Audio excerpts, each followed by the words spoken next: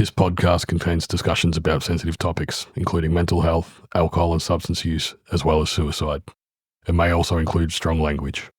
The viewpoints expressed by guests do not necessarily reflect the opinions of the hosts. Listener discretion is advised. If you or someone you know needs support, please reach out to a trusted professional or a helpline. Welcome to Twist the Throttle, the podcast where we crank open the throttle on life's toughest rides. From mental health struggles to life on two wheels. We're here to have real, raw, unscripted conversations that break the stigma and help you navigate the road ahead. So grab your helmet, hit the road with us, and remember, it's still okay to pump the brakes. Together, we're shifting gears on mental health. Here's your hosts, Ambo and the Prez.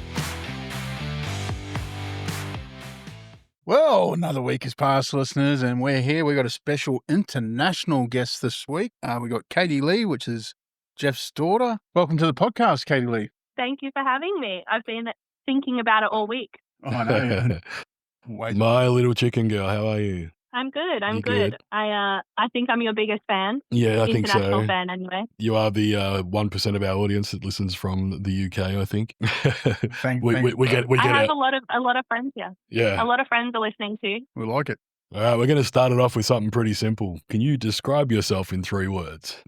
Chaotic, funny, ridiculously good looking. Oh, there's my there you 3 go. words. Ridiculous. Perfect. Perfect. I wonder where you get that from. You grew up in West Melbourne. What was that like? It was good. So I grew up in Altona originally till I was about 6.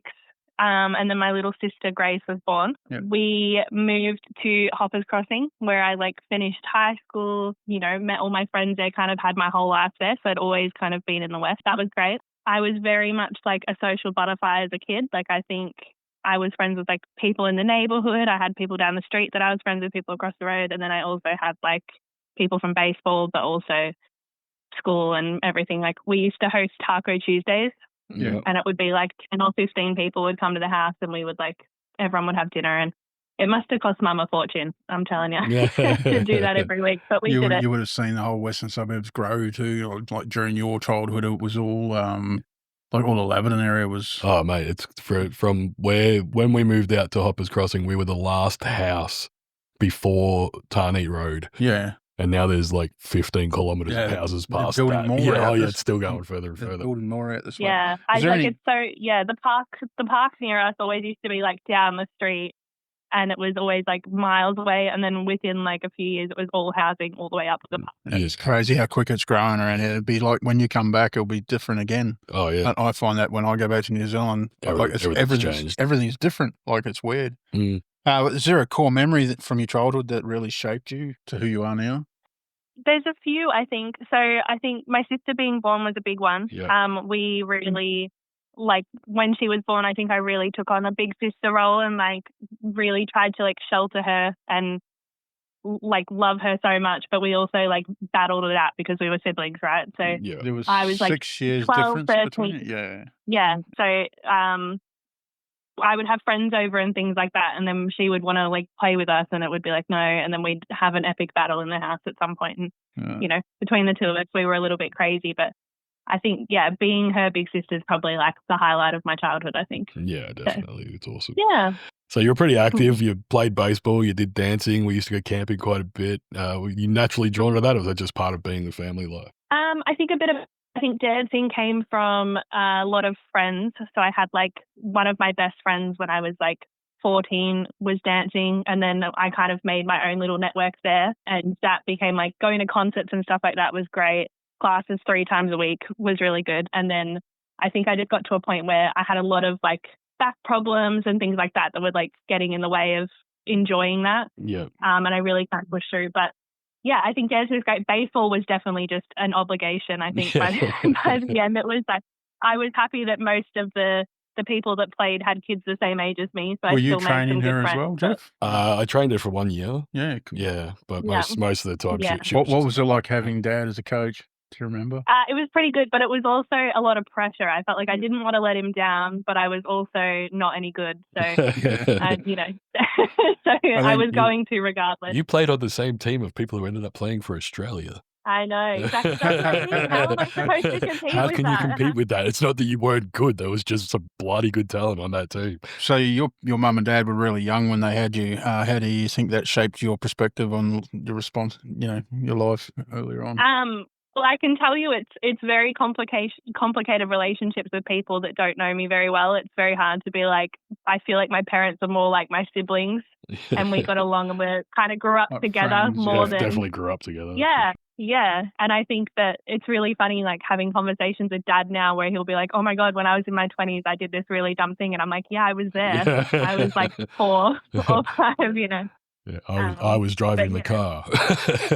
Yeah, exactly. Yeah. So, but it's been good. I think it's good. I think I always said if I was going to have kids, I wanted to have them young because I felt like we had a really great relationship growing up, like between Mum and Dad. We were all really, really close, and I still feel like we're really close. But I think as well, there's probably like no boundaries because of that, and we, can have issues occasionally, but it's not as often now that we're older. Yeah, I kind of regret not having kids earlier, but I mean, Yeah. you'll have it when it's your time, yeah? Well, Katie Lee's mum was 16 and I was 18. Yeah. She was born 2 weeks before my 19th birthday. And I thought I was pretty adult at that time. But did you ever have back now, I'm like, holy shit. Like, I see 18-year-old kids now, I'm like, what the hell was I thinking? But you wouldn't change it for the world? Not a hope in hell, yeah. So your mum faced a few challenges through your early relationship, but she's always been a big part of your journey. How's her strength influenced you? I think it's been massive. Like, especially being over here, like thinking about the fact that I'm 29 and she would have a 12-year-old with the things that I'm doing at the moment. Like, I'm still kind of figuring my own life out. And I think that shows a lot of strength to how well she kind of handled everything with me growing up. Like, the fact that I'm alive and I can, I have good stories and I'm a bit of a success, it could have gone horribly wrong, but I feel like it kind of worked out. And, me and her have a really strong relationship now where we can kind of have those really tough conversations that we didn't have when I was younger because I'm older and I can understand both sides a little bit better. Yeah. I think it's definitely improved over time. I can't say we were friends all the time, but it's improved massively, I think, since I was younger. Yeah.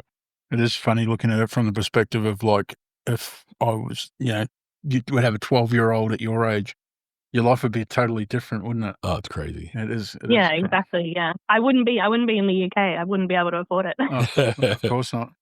Your stepdad role, he played a big role in your life. What's something you learnt from him that stuck with you? The one thing that I wish I learned from him was financial literacy because I feel like that's something that I, have never really been good at. But I feel like just compassion and understanding. I think that he's done such an amazing job of coming into 2 adult children and completely supporting us through school and teaching us how to have a regular routine.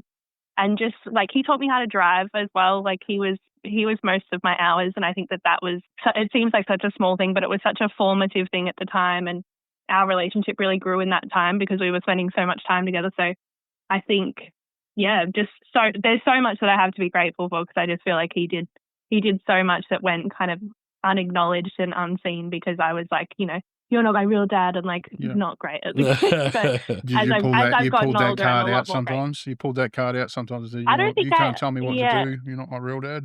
I don't think I ever said the words. No. It was more just okay. You can stay over there. Sort of. Your mum, Stoddy, Rolly, and myself and Trish all have a pretty good relationship as far as parents and step-parents go. There's no animosity. There's no anger now. There was obviously earlier on, but that's a long time ago. Yeah. Speaking about Trish, she come into your life later on. What's your relationship like now with her? Yeah, speaking of the "you're not my real dad," the "you're not my real mum" card, I think may have been played once or twice with Trish. I think we were always really close, but there was 1 or 2 times where she would try and tell me off, and then we would both just laugh about it and be like, haha, no, it's not going to happen. Yeah, that didn't work. Yeah. But Trish, I think Trish to me is she's always been such a great listener. She's always really been there for me. She's always been a hype person in my life. Mm-hmm. But I think everything that she's done for my dad is more important to me than anything anyone else could have done. I feel like she really saved him from himself on multiple occasions, and it's just been so amazing to watch she's a special their lady, relationship grow. Very special lady, Trish. Who were your biggest role models growing up, and what did you learn from them? You can't So, say me like, because so- you didn't know me. Yeah. Definitely Sarge. Yeah, Ambo is your biggest role model. Like, of all the time you've spent Yeah. with him, you've met Yeah. twice or I'm so. trying to grow my beard in. I don't I know. know if you can see it, but I'm trying to grow my beard in right Oh, it's coming in. I can see it. now. That's a really tough question. I think You my spent- you're aunties very will close with probably be up there. very close with your grandparents. Yeah, and I think nanny would be a huge one. I think just she really taught me like discipline and kind of the way to say no when it's too much. So I think this is my mum. Yeah. Yeah. I think they're both called nanny just to be confusing. Just to make it hard to know who you're but I talking think- about. Yeah. Yeah, I think that the nanny to me would be a role model just because she obviously cares so much, but she's always, you can kind of see through the generations, but she's always been the hub for the family. So it's like, Yeah. if we're all going to catch up, we're all going to catch up at her house. And I feel like I've really continued that in my own life. Like our apartment only sleeps 2 people, but there's always 5 people in the apartment. Yeah. There's always we're always hosting dinner. And I feel like Dad was very similar as well in that we would have the shed and everyone would be in the shed every weekend. And Mhm. yeah, it was always like we'd always just kind of got community from her. And I think I've continued that legacy, which has been really nice. But she was always just really good at kind of teaching me to know my limits and to understand like when I've pushed myself too far, why I'm feeling that way and like how to stop giving too much of myself to other people. So I think that was really important to me. Yeah, Yeah. cool. What's something about your childhood Yeah. that you appreciate more now as an adult? Having young parents, Yeah. I think, is a huge one. Yeah, I think there's a lot of people that I know in my life that have parents in their like 60s and 70s that don't have a relationship with them or like are estranged from them because they were never really understood. And I think at the time it might have seemed like a bit of a struggle. Now it feels like it's an absolute blessing. Yeah. Yeah, and it's just really nice to kind of have that relationship. I do get weird looks like, why do you know that? And I'm like, they're just really close. Yeah. But but it's I I always think laugh that's when I tell definitely people, my daughter lives in Manchester, and they're like, "Oh, how old is she?" I'm like, 28, and they're like, "You don't look old enough to have a 28-year-old." I'm like, "Oh, I'm not, but I have." Yeah. I have a bit of a story. I had a work dinner a few years ago, and I was the executive assistant for a team of 12, and they were all in like mid to late 30s, and like some all had kids like kind of similar ages to mum and dad at the time. And they were all like, you're so easy to talk to. Like, you're really approachable. You're such an old soul. And I'm like, you're all the same age as my parents. Like, it's not difficult for me to have that conversation. Yeah. So, yeah. But yeah, it was really good. I think that's definitely a bonus that I look back on my childhood as it was a blessing and not a curse. All right, so we're going to go back through a couple of your relationships and things. You had a long-term relationship with Wes. What was it like growing alongside someone like that, and how did that shape you? I think, so we started off in a bit of a whirlwind. I think we kind of, having teenage relationships, we were each other's first for a lot of things. Mm-hmm. The first year was very like, just a whole lot of fun. Like we just really got to know each other and like spent so much time together and really integrated into each other's lives. He was really ambitious about baseball and he was like, this is going to be my dream. At the same time, he was playing footy and cricket, and it was just kind of like, being a WAG was very an interesting experience. But I think that when his dad passed away, it was something I would never recommend to anyone. But I think when Darren died, it was I became an adult very quickly after that. And like I'd already kind of had that experience in my own life. But the step up that I had took to make sure that his family were okay and like everything like that was just, I've never taken on so much emotional trauma before. And that was when I kind of started learning a little bit about being like an empath and like, sacrificing yourself for the better of others. Your dad does a lot of that. Yeah, exactly. Yeah. And I'd always understood, like, we had Corey living with us when I was a kid. I understood like sometimes you just need to help people that need to be helped. But it was the first time that I'd really supported like, my partner, but also a family that was like really going through such a shocking incident and like something that was really tough. And at the time I was seeing Darren more than I was seeing Dad, and to lose him for me was really tough as well. And he just had like such an impact on my life. And I think it was, the first time that I'd really kind of taken all of that on, and I loved the reward of like knowing that I was there for them and knowing I could help. But it was a lot to So take on. And just for Ambo and our listeners who don't know, Darren Yeah.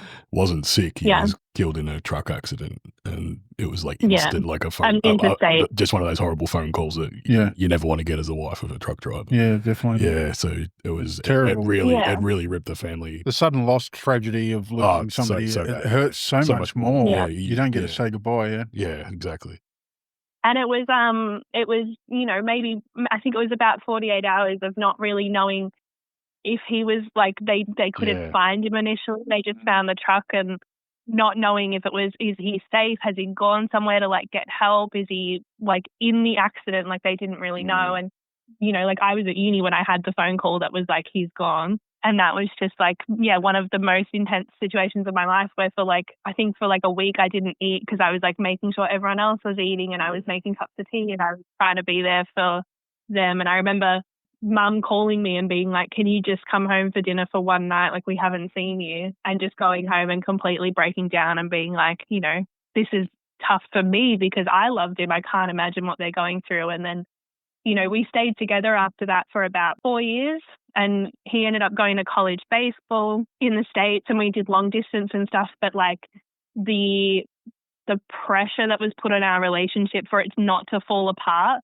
meant that I really kind of lost myself in it. So if he was ever destructive, or like, you know, we had a couple of really bad weekends where we would blow up and we would fight and whatever, it would never end because I would be like, well, I can't risk him kind of falling into like a dark hole because I'm not there. Yeah. And that just really took an emotional toll on me. And I look back at it now and I think, like, you know, I was really put through hell, but I can't imagine doing it any different. Like, I don't have any regrets about it because I really wanted to be there for him. And I feel like I gave it everything that I had because that was what was needed at the time. So looking back at that time, what was the biggest lesson you took from that chapter of your life? Remembering that you can't pour from an empty cup, I think, is a big one. You can fill your own cup before you can share it out to everybody else. Yeah, I think that you can't, no matter how much you want to be there for people, if you're literally sacrificing yourself in the process, it's not going to achieve anything. Like, you're going to walk away half a person and they're going to walk away just fine. And I think that was something that I really learned. You're listening, Jeff? In those kind of fill your own cup before you fill everybody else's, mate.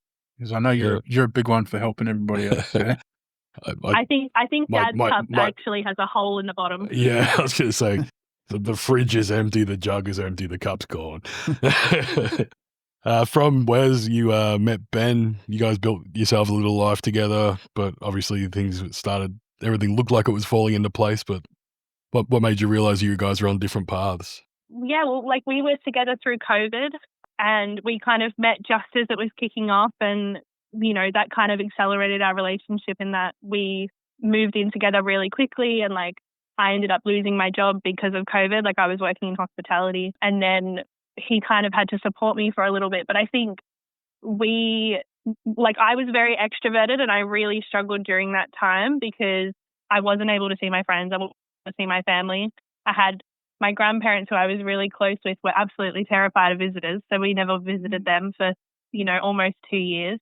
Zoom calls and everything were great, but it's just not the same as having that connection. And I remember sitting in the park with my best friends with masks on, and it's just, you know, it was a really tough time. But when we came out of that like lockdown period and we were allowed to start, you know, going to parties again and meeting people and going to restaurants, we really started to clash because I was such an extroverted person and he didn't realize that I was like that, and he was very introverted. So he was very comfortable in the life that we had that was closed off, and like, we just did our own thing. So trying to push through that was, going to be very interesting, I think. And we just didn't make it. I thought we were going to, but we just didn't.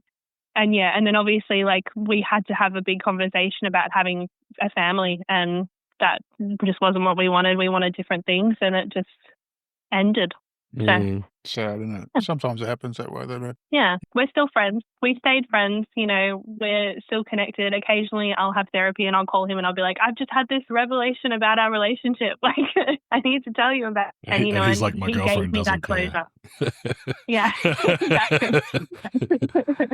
You've had to rebuild yourself multiple times now. What's something you've learned about yourself in that process?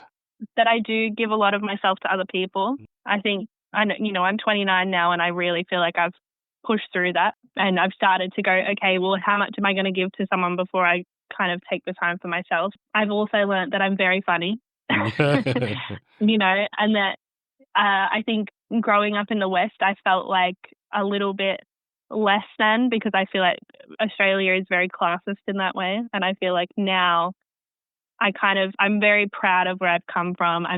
Coming here, like, have so much identity with being Australian that I'm really proud of. I think that's kind of come with time. But yeah, I don't know. I think I'm still learning. I'm every day, I think, a little bit more and more about myself. If you're not learning, you're doing it wrong. That's right. Mental health has been a big part of your journey. When did you first start to understand what you were dealing with?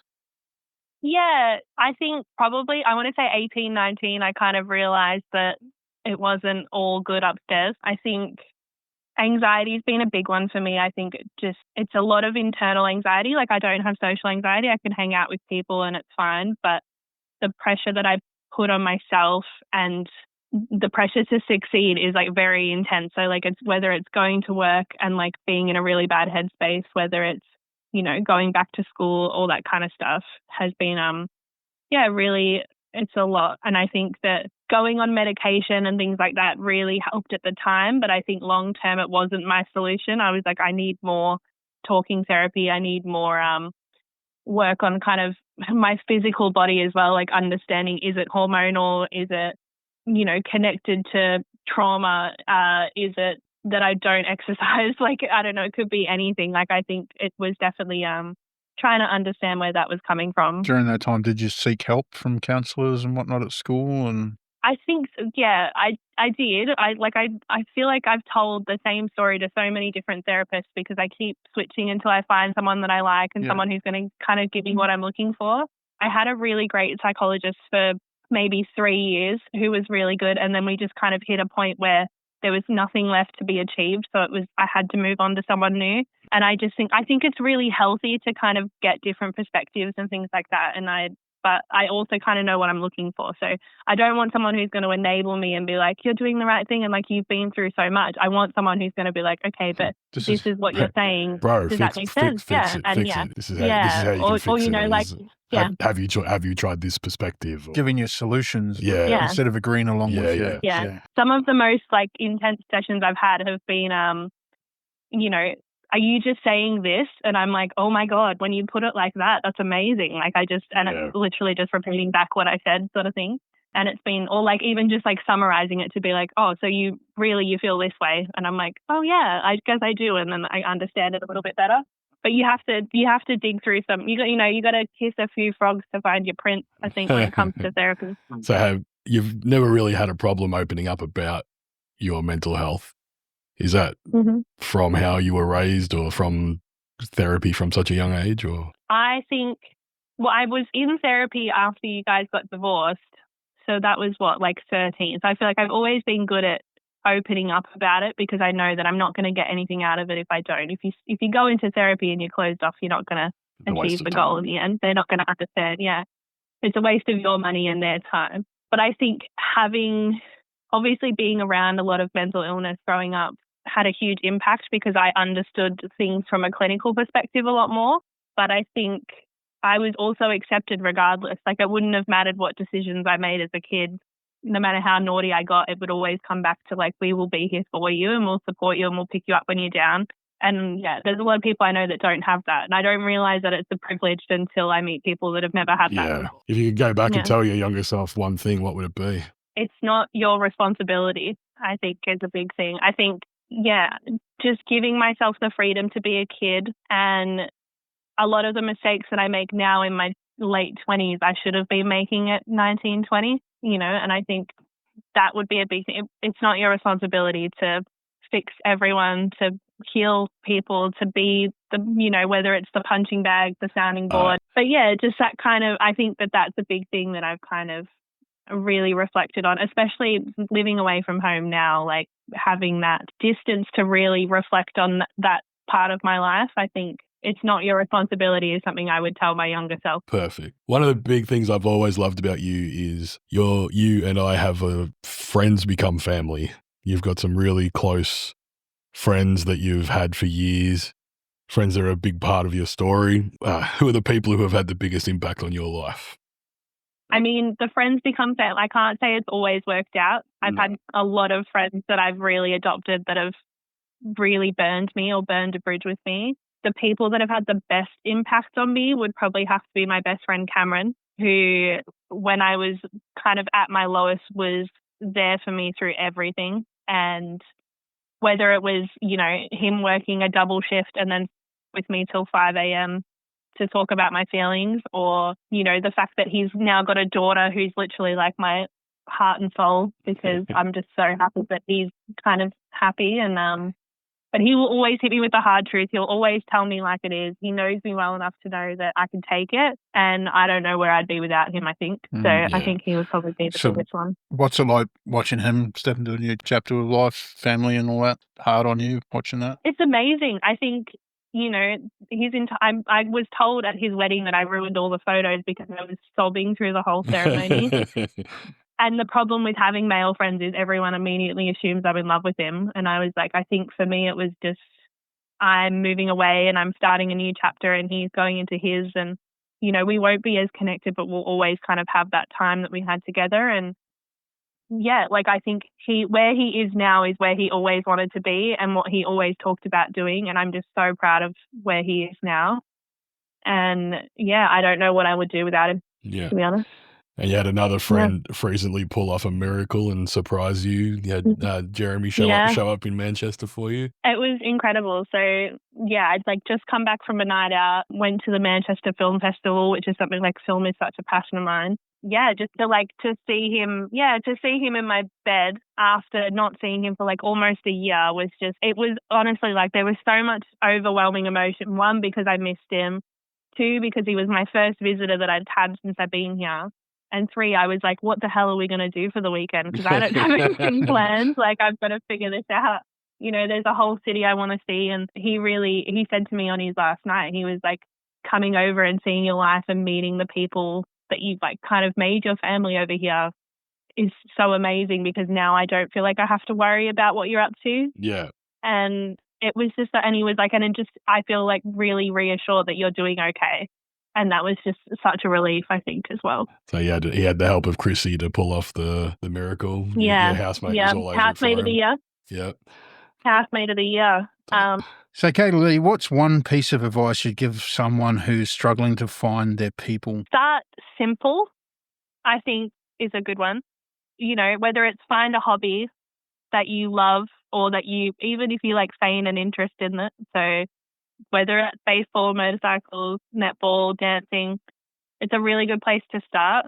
I think, for example, my entire community over here is just Aussies. Yeah. Like there's lots of them over there. No ifs, ands, or buts about it. I've heard there's lots over there, yeah. London is definitely busier, I think. I think up north there's a lot of people love music. A lot of people chose Manchester for the music scene, whether it's like new wave, pop punk. There's so much kind of happening. There's a big heavy metal scene in Manchester. Yep. And because of that, everyone loves music, right? Like no one's going to say that they hate music. So that really brings people together, especially in our Aussie group. Like I met all my Aussie friends by posting about a gig that I was going to by myself, and they were like, yeah, like there's 10 of us going, like meet us for a drink before, you can meet everyone. And, you know, I've been catching up with them almost every weekend since. So it's the smallest thing ever, but it's, you know, it's really brought a community together. I think Facebook and like Instagram and stuff really brings people together, because people that might be too not confident or introverted might find it easier to connect with people online. Yeah. And I think that makes a difference. Yeah, I've always said with the socials, I've never been closer and further away from people. Yeah, yeah, exactly. I'm available 24/7 for my mates, but I don't see them as much anymore. Like, yeah. If you could describe your closest friendships in a movie title, what would it be and why? Oh God, The Hangover, probably. Good movie. One, two, or three. Yeah, all three. All three, I think. Yeah. 500 Days of Summer would be great, because they're just... Yeah. It's always sunshine when I'm with my friends. Yeah. So you live with my parents before moving to Manchester. How did that time change you? It showed me what family struggle is really all about and how important family is.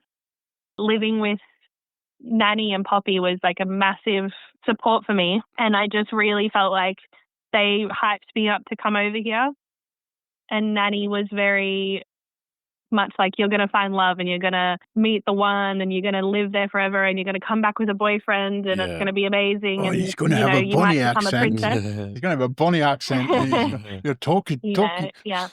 charm you with his voice. Yeah, exactly. So And you were a big help. Like the last few months of my dad's life was, you were there for that. You just made it over and hadn't been there very long before we had to fly you back for his funeral, unfortunately, which again, you stepped up and helped everyone through because that's what you do. Yeah.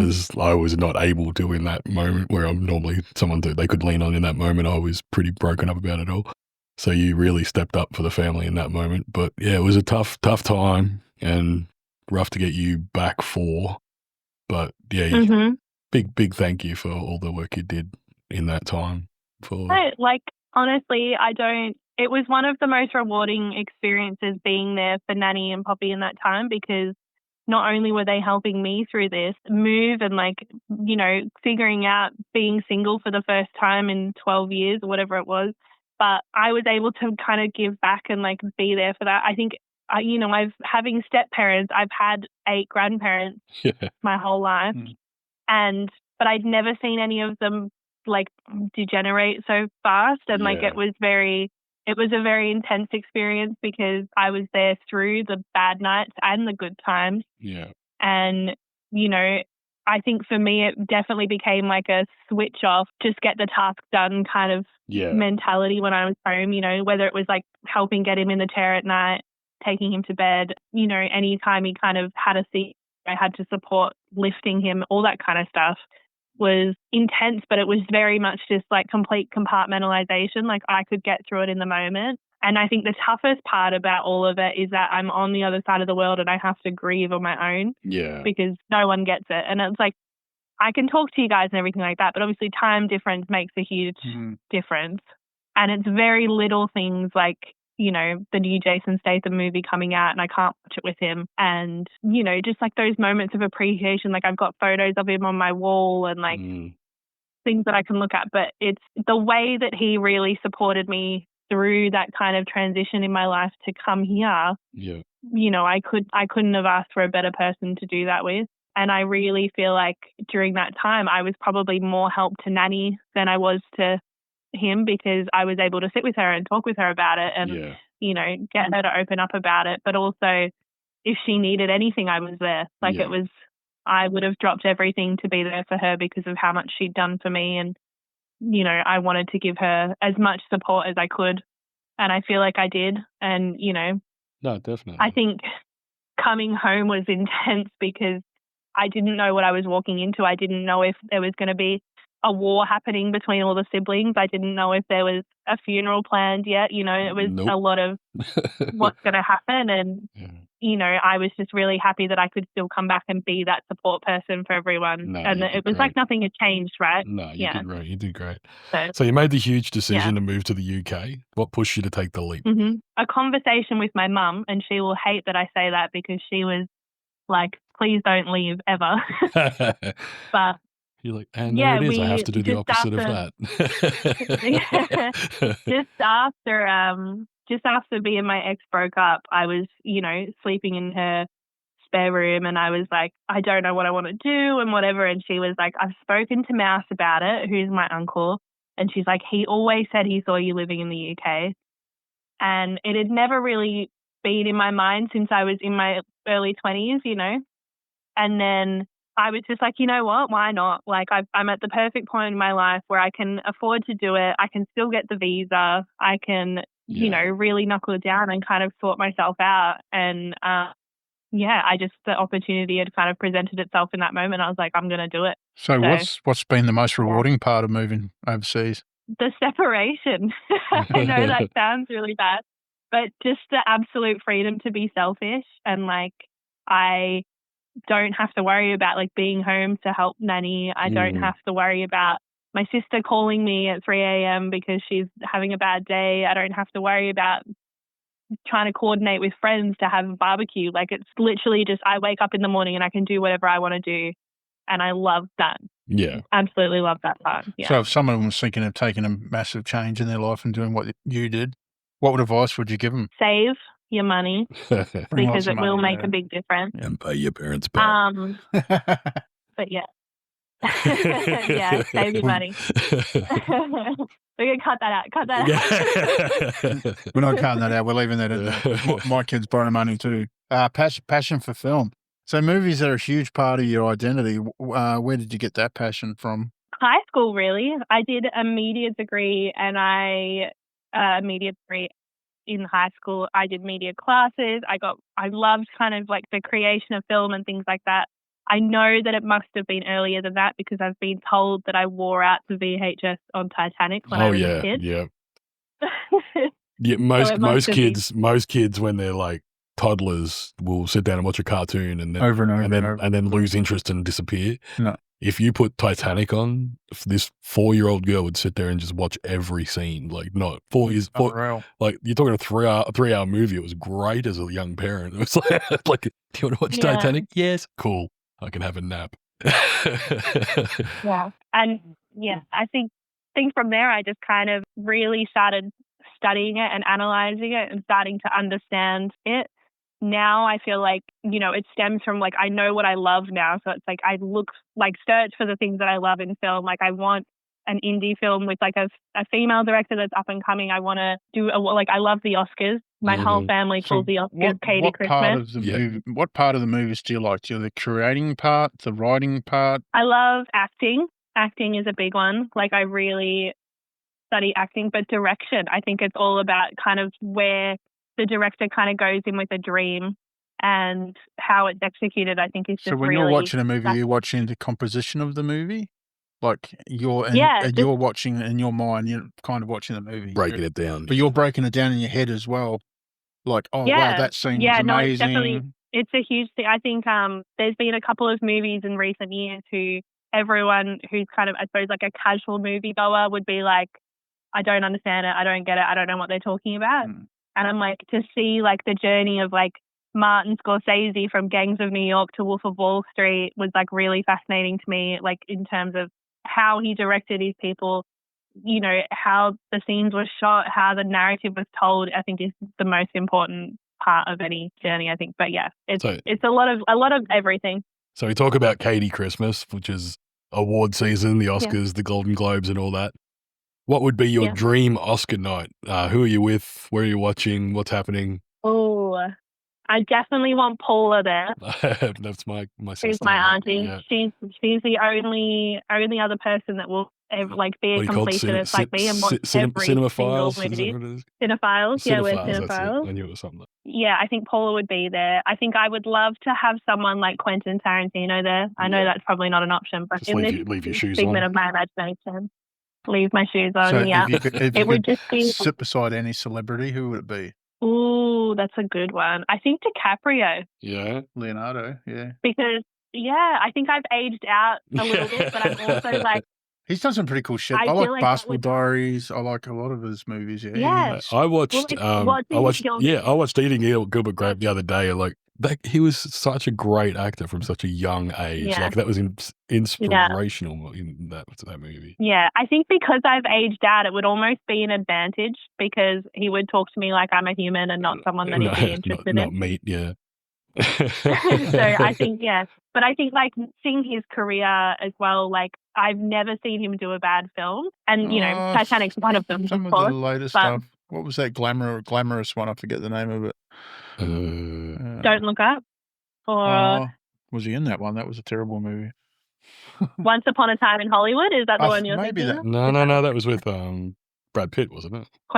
Yeah, I'm trying to think. He had Brad Pitt in this one as well, I think. The Great Gatsby. Great Gatsby. I wasn't a big fan of The Great Gatsby. There you go. One of your favourites? I love that. Sorry about that. I wasn't a big fan of that one. I love Baz Luhrmann. Like, I love Baz Luhrmann. He did Strictly Ballroom. Yeah. He did Moulin Rouge. Like, I don't think he can do anything wrong, in my opinion. But all right, so if you Elvis wasn't great, but it was close. Yeah, if you could direct a film about your life, what would it be called and what genre would it be? That's a really hard question. The Hangover 4? The Hangover. The Hangover 4.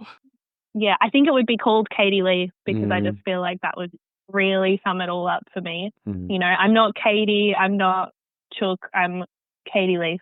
Would be great. My name in life. I think it would be a musical. Yeah, Yeah, I could see feel that. like that I would could be see the that. genre. Yeah. So you took a break from studying your media degree. What made you go back? The feeling of regret of never finishing. Mhm. The debt had a lot to do with it. I think knowing that I was accumulating interest on a debt of a degree that I always wanted to finish but had never completed. You know, it's always just kind of there. But just like, it's an absolute passion of mine. Like, I've had people since I've been here be like, okay, you really like cinema. And I'm like, yeah. And they're like, well, why don't you do something about it? And I think, yeah, I've always been like, oh yeah, I'll go back eventually. And like, you know, and as you know, like as you get older, you realize that school's not that important to what, you know, it's all about networking and kind of connecting with people when you start real employment. But it's just something that I'm so passionate about. And I knew that if I went back, I would love it and I would really appreciate it for what it was. And I would be able to like really give myself to it. And I also have the time because I'm, you know, like I said, I wake up in the morning and it's about me. It's not about anyone else. So Can you that made a huge difference. can you put your finger on one movie that made you just say, I want to be part of this industry? 500 Days of Summer. It's, yeah, just such a beautiful movie. It was, every detail was like really thought about by the director, from like every scene being blue so that it matched her eyes to how it was shot. Yeah, I just think that movie was so magical. Gonna have to watch it now. If you could work in any part of the industry, writing, directing, or producing, where would you see yourself? I think producing.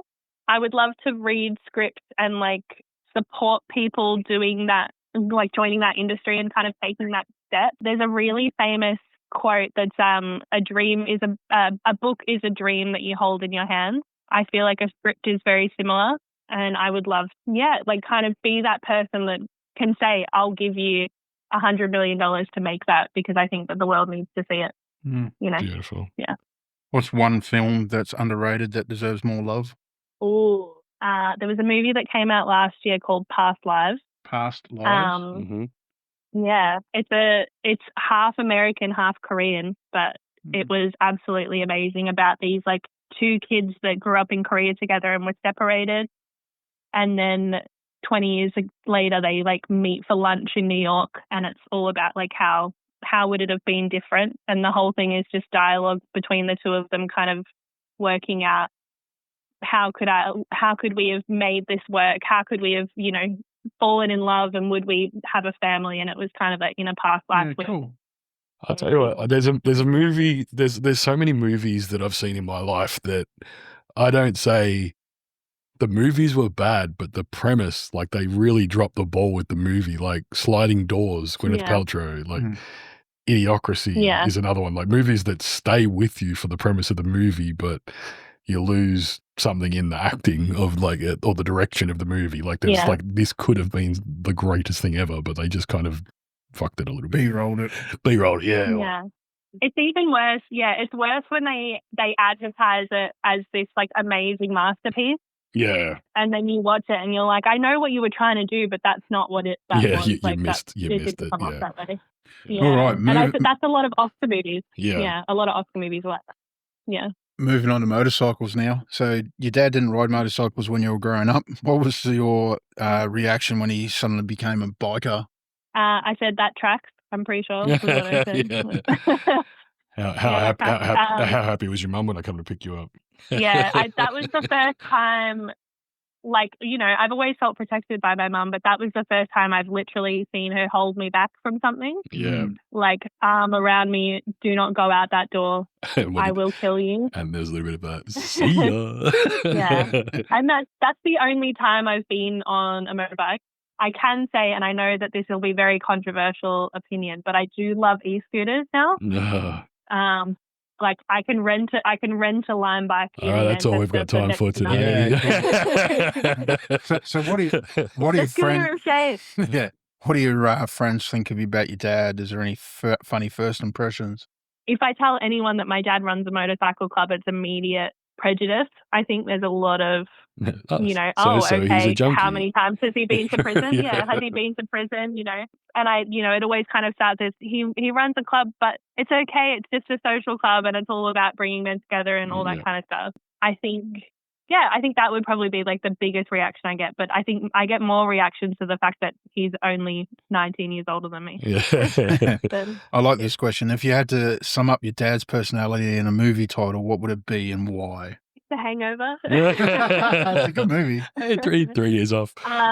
Yeah. No, I think it would be something like The Basketball Diaries, where he's like, really come from where he was as a kid to being this, fully fledged man. Yeah, I think it would be The Basketball Diaries, because I feel like he's come from playing basketball as a kid and having a kid's life to being this, amazing man that he is today, doing all these great things for other people. No, I think that's thanks, a big man. thing. So what's something Thanks. about your dad that people might not realise just from knowing him as the podcast guy? That he takes on a lot. I know you guys talk about it a lot on the podcast, but I don't think people fully understand that he will stay awake at night and stress about people who might have said something in passing and not given it a second thought. He really cares so deeply about his community and his friends and his family. And a lot of people might see his kind of reservation or like his kind of stoic attitude as, that he doesn't care. But I don't think that's the case. I think it's just him really taking on what that moment I don't really is. think anybody would take the impression that he doesn't care. I know everybody knows he cares, but everybody like jumps on and tries to have their like 5 minutes worth, but everybody tries to do that. Yeah, and it adds up to a lot of time dealing with other people. Yeah, I think it's things, just a big not that he doesn't want understanding. to. I think from my point of view, a big understanding from my point of view is that he does a lot for other people, and a lot of people can see that and they understand that, but they don't realize how deeply he cares, that he will sacrifice himself in the process. And I think everyone who cares about him also needs to realize that like what you're saying might sound small, but it'll have a significant impact on him, and just kind of taking the time to give him the option of, not pouring from an empty cup. He's always been a leader of the Rustnuts basketball work. Do you think that influenced how you approach things in your own life? Yes, definitely. I think we've talked about this a couple of times, but if you don't find your community, I grew up knowing that if you don't find it, you make your own. And, I've started true crime clubs. I've started book clubs. I've, become a moderator of a Facebook group to support people that have already kind of started something to make it something more. I think that I've learned in my life to be a leader as much as a follower. Kudos. And to give feedback to other leaders as well to do better, I think. That's always gone well. And what's the best life lesson you've learned from your dad? Don't have kids young. Sometimes you can't help it. No, I think it's to not take life too seriously. I think really enjoy being around people, enjoy the time. Don't take a step back as your entire life changing course. I think just accept that things happen and you can keep going, I think is definitely a big one. Like it's all temporary, and remembering the why, I think, is my big. Good. I like that. Yeah, there's a big part of your trip going over there. Like you were scared and you were starting to freak out about going. I'm like, why? Why do you want to go? Write that down. Yeah, you're big on vision boards and your diaries and your journals and stuff, which is fantastic. Something I'm very proud of is when you send me this is my new vision board for this project, and I'm like, cool. Now I know where she's heading, and then I can guide you to that goal. Yeah. I can send you my current one has like study. It's got countries that I want to visit. You did something really cool recently. You made some merchandise for Twister Throttle. What made you want to do that? Just again, being your number one listener, I think I've always been a big fan of what you did. On your previous podcast, it was like every new episode I was listening. I've mentioned to you as well, being over here, if we're not talking or we're both really busy in our day-to-day lives, it's a really great chance to hear your voice, which is very important to me because we're obviously really close. So it's a really good way to kind of break the barrier for me. And like, I think if I'm wearing it, I'm supporting you and I can tell people about it when I'm out. What was your dad's reaction when you first surprised him with it? I think he cried. A little bit. It's pretty special. And then it ended up on the face on the Instagram. It did end up on the gram. Yeah. You've seen Twisted Throttle grow. What do you think that makes people resonate with it? Oh, you've both got really great voices. I think you're very, you're well spoken, but you've also got very deep voices, and that's very I don't know how nice to say to listen to you. specifically. Hey, you got it. Specifically. I've been practicing. We have But I also- the calming deep voices. What you say? So what's it like over in the petrol Yeah. stations over in the UK? They call them services. Servos? No, they're Services. services. Yeah, services. Do you have many chats to people? Oh, you just don't have a car. You drive around on Lime scooters. Yeah. Yeah, I don't have a car, and petrol is insanely expensive. It's probably about $2.60 Australian per litre. But people aren't driving big distances, right? Like it's too small. It's crazy, they isn't need it? to transport. It's crazy. Yeah. It's like back in New Zealand, you drive for 3 hours. Everybody was like, oh, well, it's going to take, it's like a big journey. 3 hours over here is like nothing, yeah? It's crazy. Same in the UK, isn't it? Mental health is a big theme of our podcast. Do you think our show is helping shift that conversation?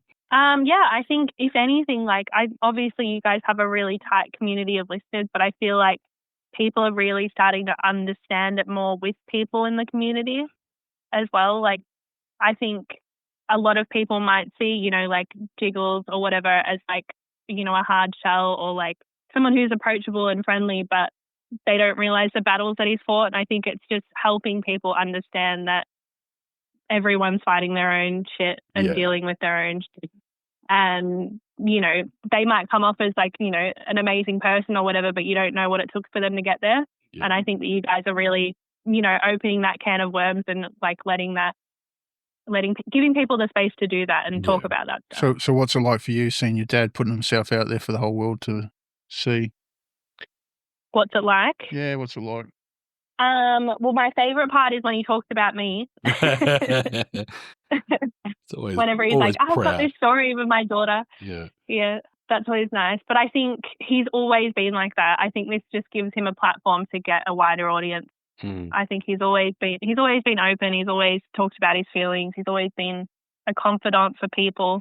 But now he can spread the word a little bit more. It's good. If you could bring a movie title to Twisted Throttle, what would it be? Can't say The Hangover. We've been sober the whole time. Yeah, I was going to say Old Hogs or something because that was the first motorbike movie I thought of. Wild Hogs. Wild Hogs, yeah. Yeah, I keep thinking back to Zen and the Art of Motorcycle Maintenance, but I Great don't. book. Yeah, but it's a book, it's not a film. So something like that, I think, though. I believe they tried to make it a movie, but it just doesn't work on that format. Yeah, really good book, though. Yeah, it's about, it's a philosophical book. It's fantastic. So what's the next for you? Where do you see yourself in the future, Katie Lee? I'm going to come home. I think that's definitely a decision that I've made over the last month or so because my family and my friends are really important to me. And I know that I'm not missing a lot being over here. I can still keep in touch and whatever, but it's just being around my people that know me through and through. And then I think probably Portugal and eventually a Formula One race somewhere in Europe is definitely up there. Grand Prix, Glastonbury, there's a few things you want to cross off your bucket list before you come back. Yeah. What drives those dreams? Community is a big one. But I absolutely love music. I've worked in the music industry temporarily and just absolutely loved watching artists kind of come from nothing into, the Robbie Williams of the world and all that kind of stuff. But I think it's just experience. You don't get festivals like Glastonbury back home. Everyone knows, it sells out. It's 5 days of pure chaos in mud and rain, and it's just the most amazing experience. And then and then Formula One, it's we have that in Melbourne, but it's not a European race. So Morocco would be the one to go to, I reckon. Morocco? Yeah. Morocco, GP in Morocco would be cool. That's a very tight track. Yeah. It's through the city and stuff. Yeah, it's crazy. Yeah. I think for me it would be either Austria because it's on a hill, so you can kind of see the whole track from your seat, or Belgium would be a big one because Spa's one of the originals. So. Yeah. So we talked about traveling back and giving yourself some young advice. If you could time travel to the future, talk to yourself in 5 years, what's the first question you'd ask yourself? Did you become a princess? Have to go to Morocco did for you that. Get married? Yeah. I think it would just be, are you happy? Yeah. Was the experience everything you wanted it to be? Yeah. That's good. Yeah. So looking back at your journey, what's one moment you'd never thought you'd get through, but did? That's a tough one. I think moving out of home for the first time, I had taken in someone who was really going through some mental health struggles.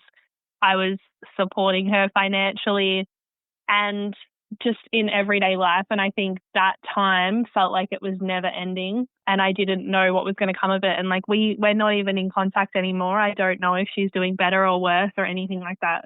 But that time I really didn't think I would survive. And I think, I've had, the first and only time that I've like somewhat attempted suicide, I didn't realize that that's what it was at the time. It was a really like tough time of me being like, I just need everything to stop.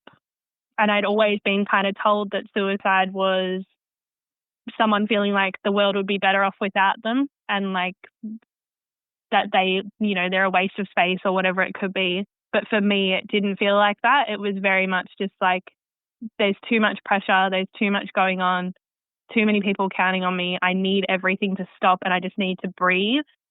And that resulted in me, like drunk driving down the Great Ocean Road and, taking too many pills and like trying to sleep it all away sort of thing.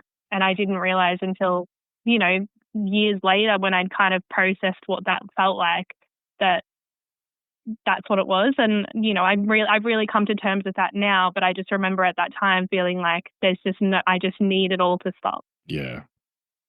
Yeah. And I'm really proud of myself for getting through that. Absolutely. Not the only one proud of you, kid. What's the best thing about where you are at life right now? The support, like just when I have days where I think like I can't do this and I just want to come home, I just think about all the people at home that are rooting for me. And, like I've got extended family that call me and they're just like, oh my God, you're doing the one thing that I could never do. And I think just having those people to keep me motivated and disciplined and like not booking that plane ticket back to Melbourne is a huge thing. And finally, if you could leave listeners with one takeaway about your journey, what would it be? That I love my dad.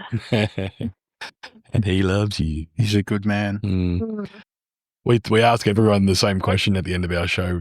What does Twist the Throttle mean to you as a non-bike rider? As a non-bike rider, well, I twist the throttle on my e-bike all the time. But for me, it's just kind of like it's letting go. I think I'm like, don't ever let go when you're on a bike. Because that's terrifying. But it's all about just kind of like wind through your hair, freedom. Just not a care, having that freedom. I think for me, Twist the Throttle means that, and it also means support. Thank you so much for your time tonight. Thanks a lot, Katie Lee, for coming on the podcast. Thanks, chicken. You've been wonderful. Thanks for having me. Bye. Thanks for riding with us today on Twist the Throttle. If you enjoyed the ride, don't forget to subscribe, leave a review, and share it with your crew. Remember, no matter how tough the road gets, you're never riding alone. Stay safe, stay open, and catch you on the next ride. Keep that throttle twisted.